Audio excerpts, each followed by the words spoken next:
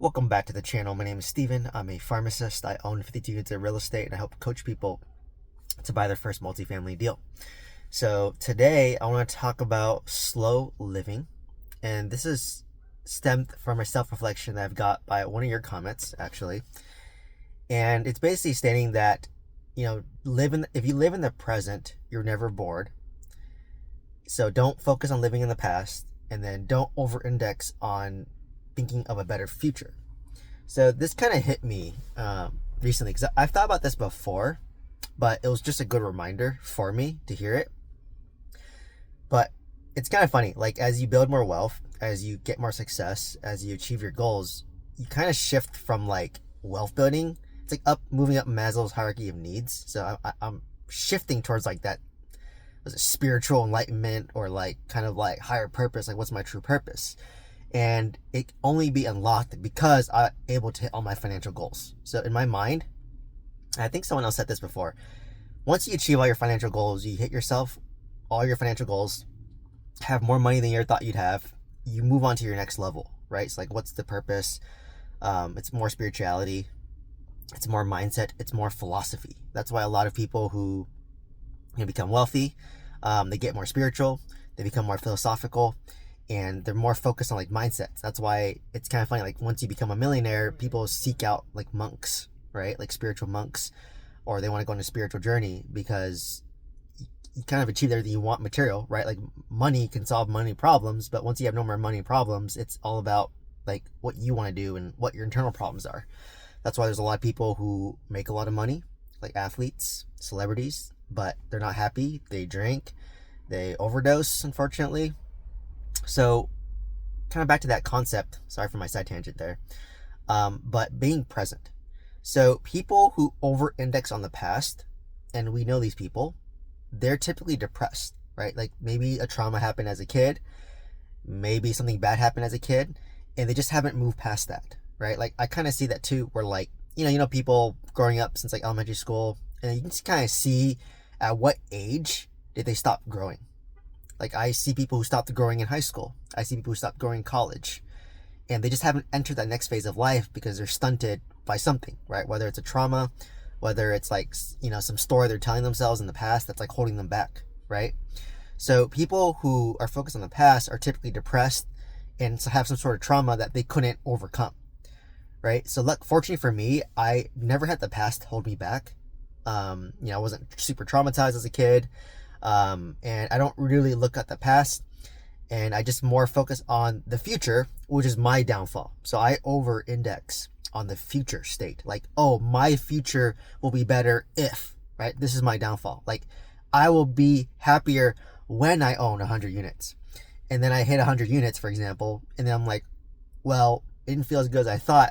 I'll be happier when I hit 200 units. So you're just moving the goalpost, right? Or I will be happy when I am a millionaire. Okay, become a millionaire. After that, I'm happier when I'm, multi-million. Then you hit multi-million. Well, I'll be happier if did this. And I've experienced this myself, right? Like when I crossed a million, I wasn't even like tracking my net worth. I didn't even know I crossed a million. But all of a sudden I opened up Personal Capital, which is now Empower, put in my net worth. I was like, oh shoot, I'm over $1 million. And I was just like, I don't feel that good. I thought I'd feel better. So I said, okay, well, what's my next future goal I want to focus on, right? So now I'm like, I want $20,000 a month in positive cash flow and passive income through real estate. And then, I didn't get there, but let's say I hit let's say 10,000. I hit it. I'm just like, I feel just as broke as I did before. I feel exactly the same. There's no difference to me. So I was just like, interesting.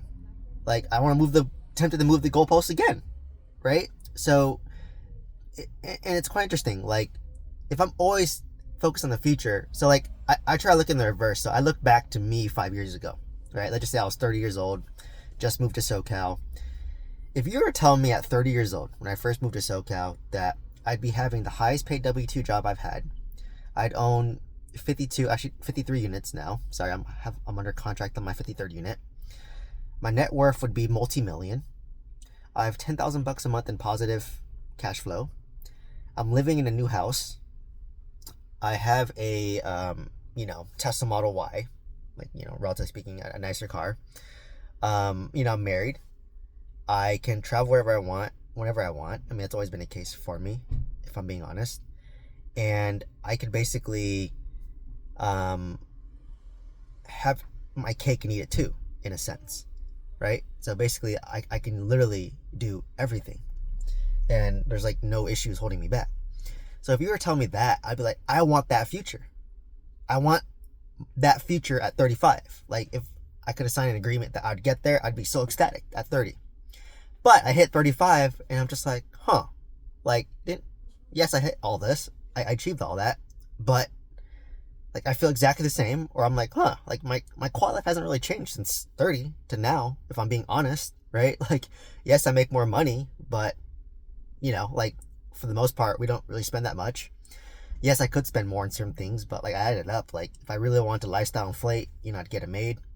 I'd get someone to come to my house to clean my car. I'd get a laundry service. We can get a food service, but we kind of like prefer to cook right now. I can have like Walmart Plus or Costco delivered to me, so I don't need to go to grocery stores. I can get a massage MB Pass. But if you add all that up, it's only maybe like 500 to like $600 a month, which in a year it's like what, $7,000-$8,000. Like, I can do that right now. So for me, like I said, I actually hit my future goal, or I over accomplished my future goal that I set out for myself. Yet, like, now I just want to kick the goalpost, move the goalpost down again. So it's just like I over index on the future, and then that can create anxiety, right? Because like you're always like looking for something else in the future that's better.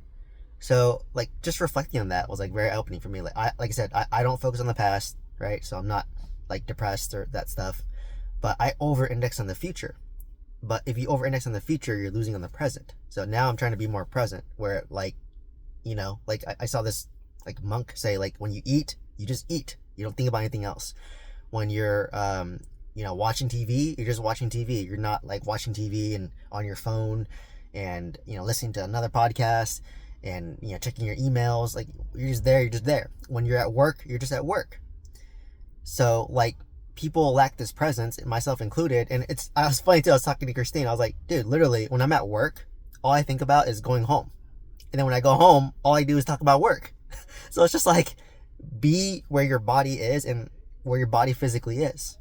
And like, as I plan for kids in the next year or two, it's just kind of like, oh, you're with your kid physically, but mentally you're maybe checking your work emails, or you're responding to a phone call, or you're watching a YouTube video, right? So it's just being present where you are. But given all the technology today, it's easy to be physically there but mentally somewhere else. Like, I'm sure you've seen it, where like you go into a restaurant and you see like two people eating together and they're literally just on their phones, not even talking to each other, and they're just on their phones all the time.